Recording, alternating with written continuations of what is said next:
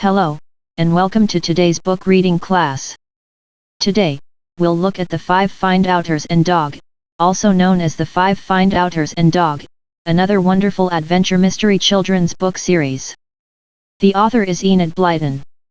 The five Find-Outers and Dog in their community of Peterswood, on Bourne End, near Marlow, Buckinghamshire, solve a mystery almost every school holiday.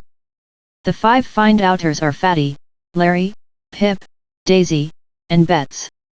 Buster, Fatty's dog, is also present.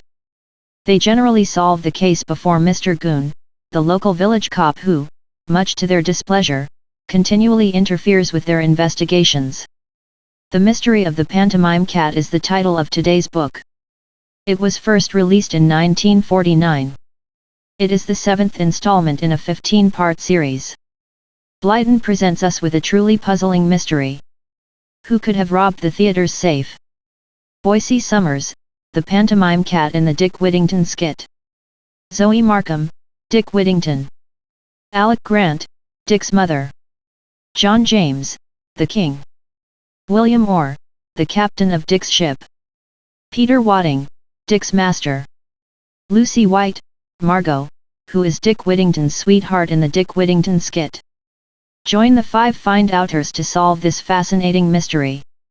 Mr. Goon is off on holiday and PC Pippin is his replacement. Bets saying, "I like how his ears stick out." Mr. Goon wastes no time in telling Pippin what he thinks of the five, and Pippin is puzzled, saying he liked the look of them.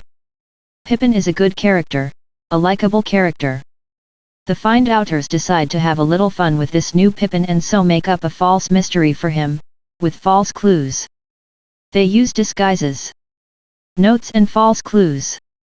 Pippin is completely taken in and, naturally, very excited. But the clues they leave out Pippin right at the forefront of a real mystery. Pippin goes to Little Theatre, following instructions on the false note. The clues are, a handkerchief with Z sewed on, a cigarette with the player's brand and a navy coat button. Pippin sees the pantomime cat and then he hears some groans.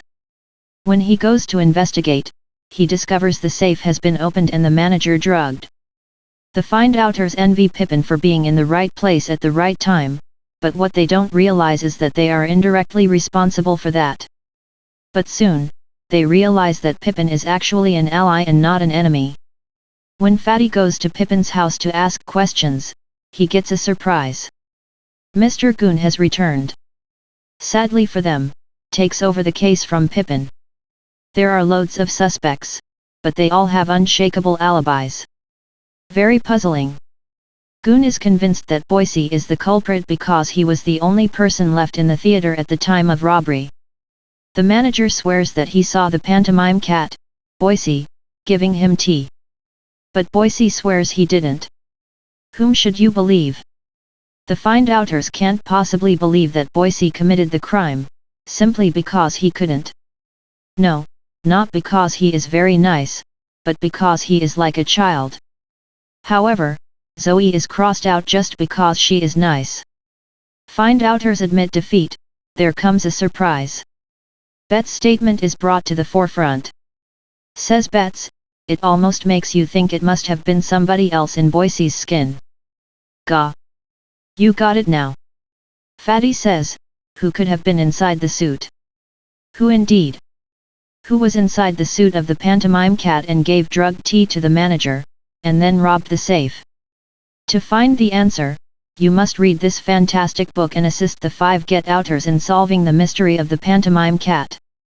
Your responses can be written in the comments section. Book Love recommends you to read this book. If you have purchased it, and not yet started reading, read this book.